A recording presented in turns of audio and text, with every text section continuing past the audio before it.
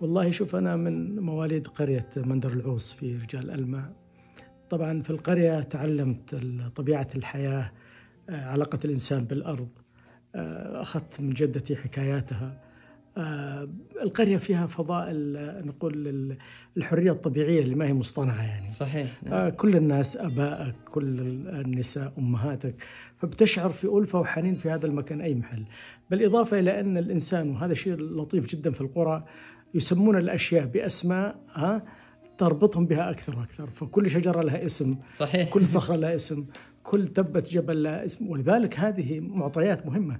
قبل كم يوم كنت أسير مع أخي الأصغر، فكنت تلقائيا أقول له هذه النبتة اسمها كذا، فقلت كل شيء يمكن متر واحد لازم يسمونه. يا سلام.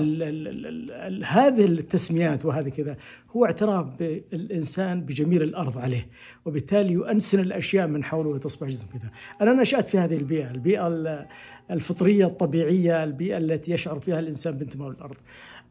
أذكر أني عشت في القرية حدود يمكن 12 سنة الأولى من حياتي. لما طلعت منها بسبب ظروف عمل الوالد، أحسست كأني أخرج من الدنيا. انتزاع رهيب جدا من هذا المكان المريح الفطري الطبيعي المليء بالأشجار بكثافة الحياة الطبيعية، وفجأة تنتقل المدينة، الإسمنت وضجيج الآلة والسيارات والشارع خطر. كل هذه الأشياء يعني عكسها في القرية تماما يعني. ففي هذا الجو أنا نشأت الحقيقة يعني. ومما يتعلق بعلاقة المكان بأدبي، هو نشأة علاقة حياتي مع جدتي الله يرحمها. تعلمت منها طريقة الحكي، وأنا لا أقول الحكايات، فالحكايات كثيرة عند كل الناس، لكن جدتي كانت حكاة، كانت تعيد إنتاج الحكايات أو تبنيها بطريقة ساحرة. الحكاية ترويها اليوم قد تسمعها غدا بطريقة مختلفة منها. هذا اللي اكتشفت أنا مقومات السرد، أنه قائم بالأساس على كيفية الحكي وليس الحكي نفسه. فكما قال الجاحظ أنه الحكايات أو المعاني مطروحة في الطرقات، وكذلك الحكايات، لكن كيف إعادة روايتها وجعلها في سياق جذاب هو ما كنت تمتلكه جدتي. واكتشفت أنه القصة إن لم تكن بكيفية البناء فهي ليست قصة. يا سلام، يا سلام عليك يا دكتور. واصل في النشأة. طيب، ما هو النشأة كثيرة. الله يعطيك العافية. نبغى السيرة الذاتية يعني العلمية إذا أمكن. بس تتنافى مع طبيعة الكلام القرية يعني. لكن طيب. لكنه فعلا أنا درست الابتدائي في القرية، قرية مندر العوص، وتعتبر قرية مندر العوص كانت من المدرسة الثانية في رجال الماء. مدرسة كانت في قرية رجال، وهذه مباشرة بعدها. وبالمناسبة استطرادا الحقيقة في الفيسبوك قبل كم يوم تواصل معي أستاذ من الأردن، كان من الدفعات الأولى التي جاءت تدرس في المملكة العربية السعودية في الستينيات. فذكر لي أسماء معينة منهم والدي، كانوا في تلك المرحلة يدرسون يتعلمون محو الأمية، وهو كان من الأساتذة في ذاك اسمه صالح أعتقد أردني. وذكر لي أنه أنت عمرك كان 3 سنوات، وأنا فعلا في تلك المرحلة 62 كان عمري 3 سنوات. فتراسلت أنا وياه وطلبني صور للقرية، وقلت أكيد تغيرت بطبيعة الحياة. فهو كان يعني ذكرياته هذه كانت بالنسبة له كنز يعني. كان يقول أرجو أني أستطيع أن أرجع مرة ثانية للأهل الذين كانوا هناك.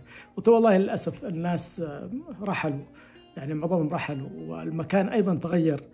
طبيعة الحياة ومدنية الحياة غيرت من أشياء كثيرة. صحيح. فأنا تعلمت الابتدائي السنوات الأولى في الابتدائي في قرية مدرسة مندر العوص، وبعدها انتقلت إلى أبها، درست فيها من المتوسط والثانوي، وانتقلت للدراسة في الجامعة. وقصة دراستي في الجامعة أيضا كانت حكاية. كانت أمي تطلب مني أن أدرس في أبها لتلك المرحلة اللي تو فتحوا كلية اللغة العربية وكذا. فطبعا أنا طبيعتي كذا أحب أني أغير في الأمكنة، وأبها بالذات بالنسبة لي ما استطعت أن يتوائم مع طبيعتها المناخية وشيء من القبيل، وغادرت الجدة. لأني أذكر علاقتي بجدة بدأت حتى قبل أن أغادر إليها. أذكر أنه بعد ما انتهيت من مرحلة الكفاءة المتوسطة، الوالد كافأني وأرسلني إلى عمي في جدة. فكانت هذا الكلام كان عام 75 ميلادي، فكان بالنسبة لي أنا كأني اكتشفت عالم جديد جدا. أنا أحببت جدا من تلك اللحظة. انتهيت من الثانوية وذهبت للدراسة في الجامعة بالقسم اللغة العربية، وبعدها يعني تعينت معيد، وابتعثت إلى أمريكا للدراسة، حضرت ماجستير الدكتوراه، ورجعت أستاذا في جامعة الملك عبد العزيز الأدب العربي. ما شاء الله تبارك الله. البعثة كم كانت مدتها؟ البعثة كانت لغة وماجستير ودكتوراه حوالي 8 سنوات متواصلة؟ طبعا متواصلة، بس كنت أجي في بعض الإجازات. آخر 3 سنوات قطعت الدراسة بالكامل، ورجعت في عام تقريبا أواخر منتصف 95 ميلاديا يعني. وبدأت مسيرة العملية والتعليمية في الجامعة منذ تلك المرحلة من 95 إلى الآن. ما شاء الله تبارك الله. الله يعطيك العافية دكتور.